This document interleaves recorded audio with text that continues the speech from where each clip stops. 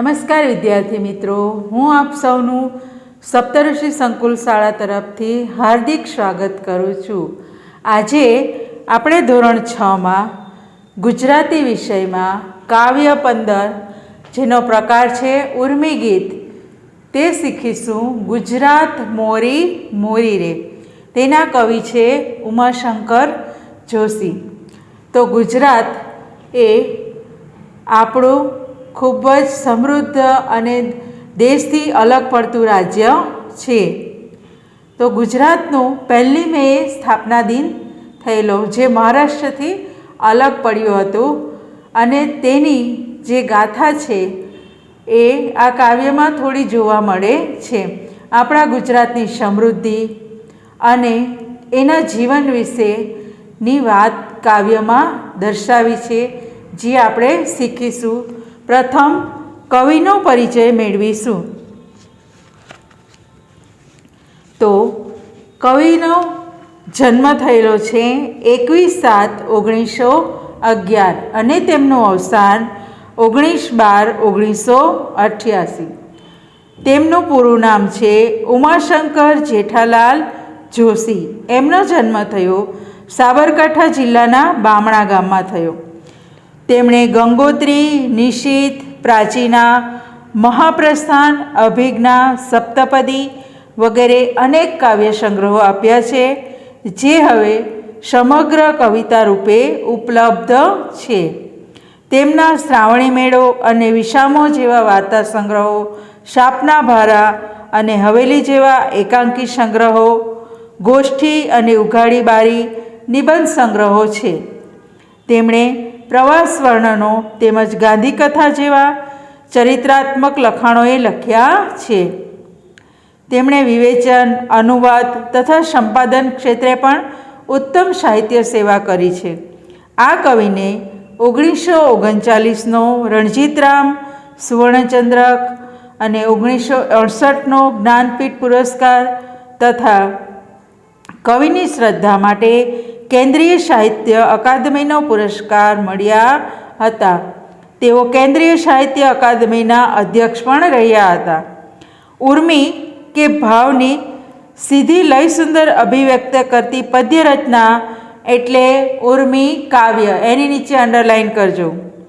આ કાવ્યમાં કવિનો ગુજરાત પ્રત્યેનો પ્રેમ રજૂ થયો છે। ગુજરાતની વિશિષ્ટ ભૂગોળ અને એના ભવ્ય ઇતિહાસના ઉલ્લેખોથી કવિએ અહીં પ્રત્યેક ગુજરાતીના હૃદયમાં વહી રહેલા સ્થળ પ્રેમને જાગૃત કર્યો છે। ગુજરાતનું જાણે આ મહિમા ગાન બની ગયું છે। ઈસવીસન 1960 મેની 1 તારીખે ગુજરાત મહારાષ્ટ્રથી અલગ થયું। તે આપણે જોઈશું। મળતા મળી ગઈ મોંઘેરી ગુજરાત, ગુજરાત મોરી મોરી રે, કે આપણને આ મળતા માંડ મળી ગઈ આપણી મોંઘેરી ગુજરાત, જે મહારાષ્ટ્રથી અલગ થઈને આપણને મળ્યું।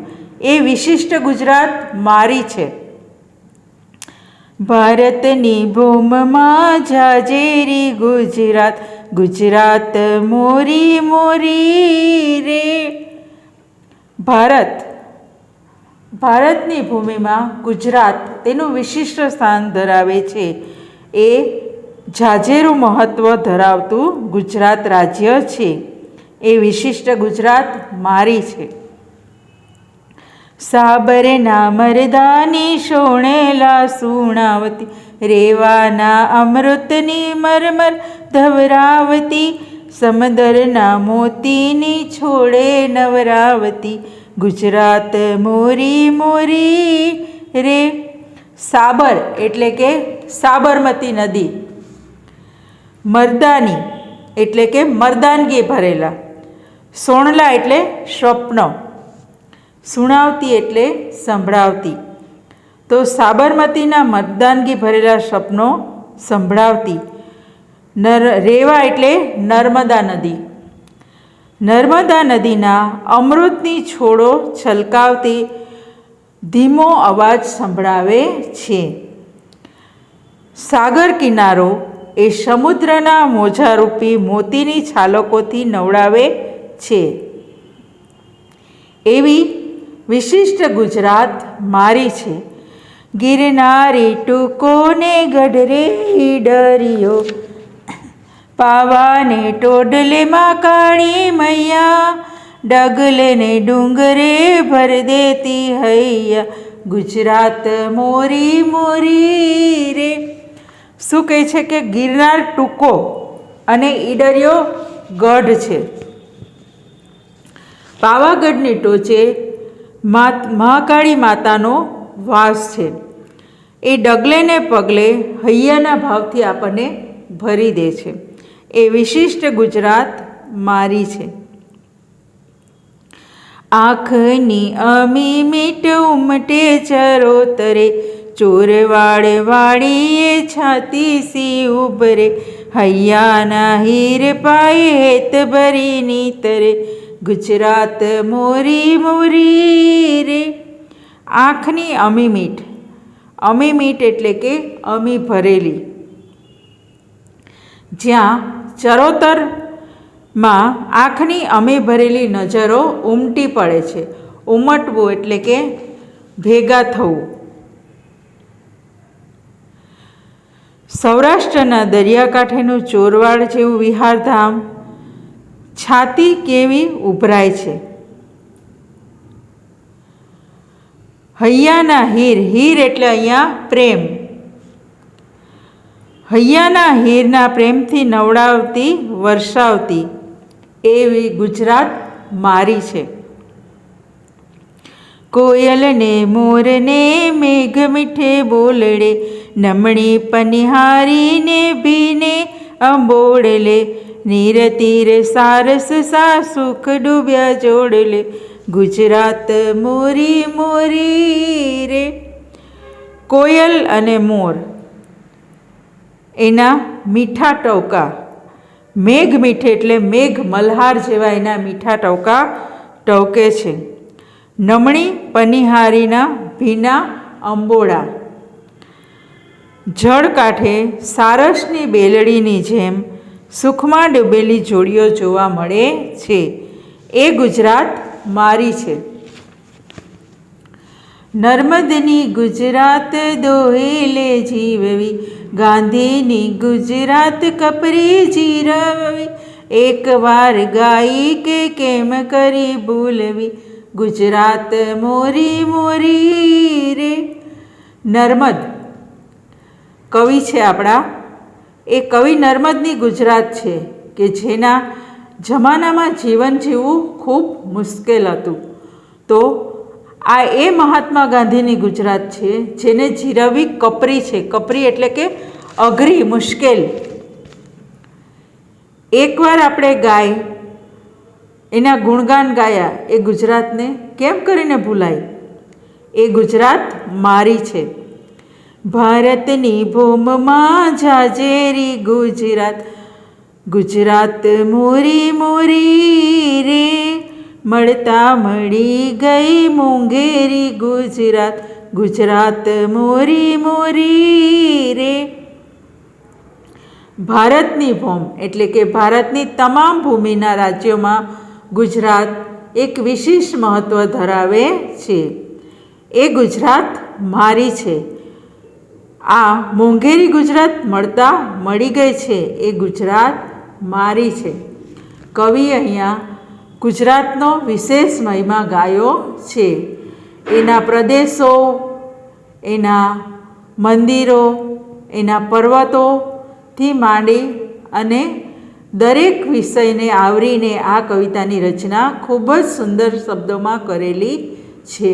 તો હવે આપણે જોઈશું ભાષા સજ્જતા, એટલે એમાં જોઈશું નિબંધ. તો નિબંધ કઈ રીતે લખી શકાય અને કેવી રીતે સરસ લખી શકાય તે વિશેની માહિતી મેળવીએ.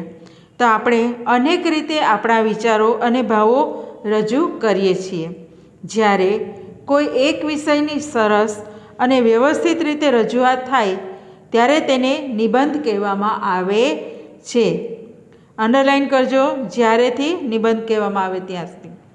નિબંધમાં સ્થળ, વ્યક્તિ કે દ્રશ્યનું વર્ણન કરવામાં આવે છે કે કોઈ વિષયની સારી અને નબળી બાજુની ચર્ચા કરવામાં આવે છે, એટલે કે નિબંધ અનેક પ્રકારના હોય છે. નિબંધ લખવા માટે આપણી પાસે 2 પ્રકારની આવડત હોવી જોઈએ. એક, નિબંધ માટેના ભાવો કે વિચારો. બીજું, એ ભાવો કે વિચારોને સરસ ભાષામાં વ્યવસ્થિત રીતે રજૂ કરવાની આવડત. તો સરસ નિબંધ લખવાની શક્તિ વિકસાવવા માટે આપણે શું કરવું જોઈએ? તો ઉત્તમ પુસ્તકો કે લેખોનું વાંચન કરવું જોઈએ. આપણું વાંચન વધારવું જોઈએ, જેથી આપણને જ્ઞાન વધે. સાંભળેલી કે વાંચેલી બાબત પર વિચાર કરવો જોઈએ. આજુબાજુની વસ્તુઓનું ઝીણવટથી અવલોકન કરવાની ટેવ પાડવી જોઈએ. મનમાં જે વિચારો કે ભાવો જાગે તેને લખવાની ટેવ પાડવી જોઈએ. જે લખીએ તે સરસ રીતે, અસરકારક રીતે લખાયું છે કે નહીં તે તપાસવું જોઈએ. બીજા કોઈ લેખક એ બાબત વિશે લખ્યું હોય તો તેના લખાણમાં શું શું ગમી જાય તેવું છે, પોતાના લખાણથી જુદું શું છે તે તપાસવું જોઈએ. કોઈના લખાણની માત્ર નકલ ન કરવી જોઈએ. આપણને જે સૂઝે તે આપણી રીતે લખવાની ટેવ પાડવી જોઈએ. હવે નિબંધની પાયાની બાબતો. તો નિબંધની શરૂઆત એ અસરકારક હોવી જોઈએ. પછી છે પરિચ્છેદ. પરિચ્છેદ એટલે ફકરો. ફકરો પાડીને વ્યવસ્થિત નિબંધ લખાવવો જોઈએ. સપ્રમાણતા એટલે કે એનું પ્રમાણ જળવાવું જોઈએ. અમુક માપમાં જ લખવાનો. પછી વિચારોની સળંગ સૂત્રતા. તમે જે વિચારોની સળંગ સૂત્રતામાં લખો તે છેલ્લે સુધી રહેવો જોઈએ. પછી વચ્ચે બીજા વિચાર નાખવા ન જોઈએ. પછી છે અંત. એનો અંત પણ એટલો જ સરસ હોવો જોઈએ. પછી ભાષાની સરસતા અને સચોટતા. આપણે જે લખ્યું છે તે એકદમ સ્વચ્છ અને સુંદર ભાષામાં લખેલું હોવું જોઈએ. શુદ્ધ અને સચોટ. હવે આપણે જોઈશું નિબંધ પ્રકારોનું વર્ગીકરણ નીચે મુજબ કરી શકાય. આપણે અલગ અલગ નિબંધો જોઈએ છે, બરાબર? તમને ખબર જ છે. કોઈમાં પ્રવાસ હોય, કોઈની આત્મકથા હોય, એવી રીતે. તો પહેલું આવશે વર્ણનાત્મક. તેમાં વર્ણન કરવાનું. તો તમે કશે ફરવા ગયા હોય કે કોઈ જોયું હોય તો પ્રકૃતિ વર્ણન, સ્થળ વર્ણન, પ્રવાસ વર્ણન અને તહેવારનું વર્ણન એ તમારા શબ્દોમાં લખી શકો. બીજું છે સંસ્મરણાત્મક એટલે કે સ્વ અનુભવો, સંસ્મરણો અને પ્રિય વસ્તુના સ્મરણ. દાખલા તરીકે તમારે કોઈ સ્મરણ નાનપણનું સંગ્રહાયેલું હોય તમારા મનમાં તો તેના વિશે તમે લખી શકો છો. પછી પ્રિય વસ્તુ એના વિશે લખી શકો. હવે વ્યક્તિચિત્ર. તો તેને ચરિત્ર નિબંધ કે રેખાચિત્ર પણ કહે છે. તેમાં વ્યક્તિની મુખ્ય વિશેષતાઓ ટૂંકમાં ચિત્ર અપાય છે. દાખલા તરીકે આપણે સરદાર વલ્લભભાઈ પટેલ વિશેનું રેખાચિત્ર નિબંધ લખવો છે કે ચરિત્ર નિબંધ, તો તેના વિશે આપણે એની મુખ્ય વિશેષતા શું છે એ ટૂંકમાં એમ આપણે લખી શકીએ. આત્મકથાત્મક એટલે કોઈ વ્યક્તિ કે વસ્તુ પોતાની કથા કહેતું હોય તે પ્રકારની રજૂઆતવાળો નિબંધ. દાખલા તરીકે એક પુસ્તકની આત્મકથા, એક છત્રીની આત્મકથા, એ રીતના નિબંધો આવે છે. તે કે છત્રી પોતે શું અનુભવે છે એ લખવાનું. પછી ચિંતનાત્મક. આવા નિબંધમાં ચિંતન, વિષયની સારી નબળી બાજુની તુલના, પ્રસંગ કે નિર્ણયની યોગ્યતા વિશેની ચર્ચા અને વિચારની ઊંડાણપૂર્વકની રજૂઆત મુખ્ય હોય છે. તો નિબંધ લખવા માટે આટલા કારણો આપણને જોઈએ તો આપણો નિબંધ સરસ લખાય. હવે અભ્યાસ જોઈશું. પ્રશ્ન 1, નીચેના પ્રશ્નના ઉત્તર આપો. તો ગુજરાતને કવિએ કેવી કહી છે? તો ગુજરાતને કવિએ કેવી કીધેલી છે? મોંઘેરી. પ્રશ્ન 2 જોઈશું. નર્મદાનું બીજું નામ કહો. તો નર્મદાનું બીજું નામ છે રેવા. પ્રશ્ન 3, ચરોતર પ્રદેશ ક્યાં આવેલો છે? તો પૂર્ણ વાક્યમાં ચરોતર પ્રદેશ મહી અને સાબર નદીની વચ્ચે આવેલો છે. સારસની જોડી ક્યાં સહેલ કરે છે? સારસની જોડી જલાશયના કિનારે સહેલ કરે છે. નર્મદના સમયે ગુજરાતની સ્થિતિ કેવી હતી? તો નર્મદના સમયે ગુજરાતની સામાજિક સ્થિતિ સારી નહોતી. ગુજરાતનું જીવન દોયલું હતું. તો વિદ્યાર્થી મિત્રો, અહીંયા આપણે પૂર્ણ કરીશું. હવે બીજા પીરિયડમાં આપણે એનું સ્વાધ્યાય જોઈશું. ત્યાં સુધી અસ્તુ. જય હિન્દ, જય ભારત.